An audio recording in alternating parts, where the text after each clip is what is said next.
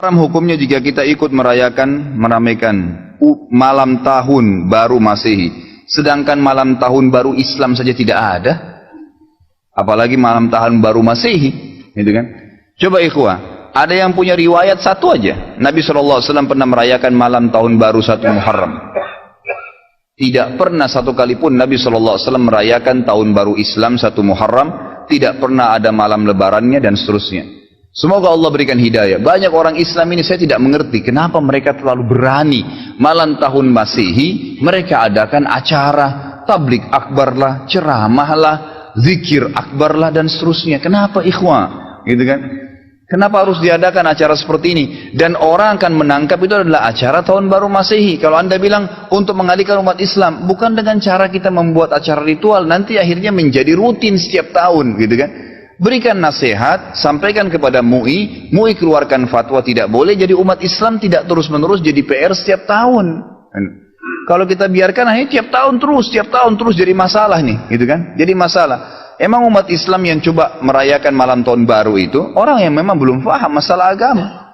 Kalau Anda larikan kepada acara-acara yang lain, maka akan jadi masalah baru lagi nanti, gitu kan?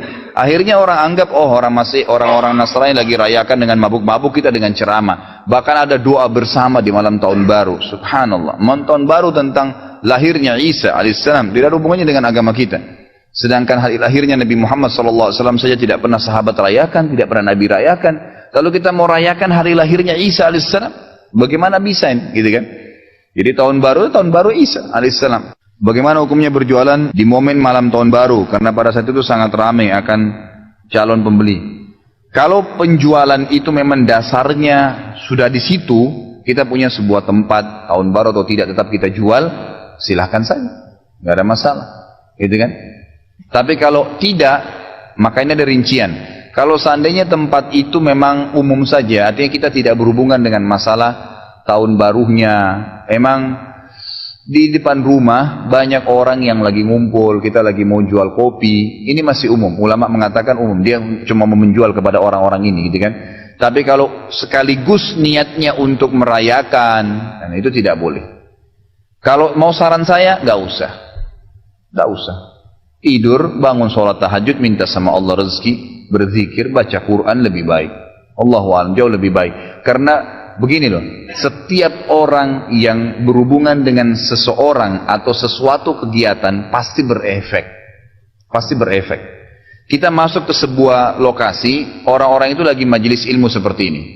Kira-kira apa efeknya? Minimal kalau dia cuma datang sholat dia bisa mendengarkan, minimal. Atau mungkin dia duduk juga ikut dengar. Kita masuk ke sebuah tempat, orang lagi pada berantem semua. Kita hanya jadi berantem situ, karena bingung, gitu kan? Tidak tahu harus buat apa, pasti ada tampiasannya.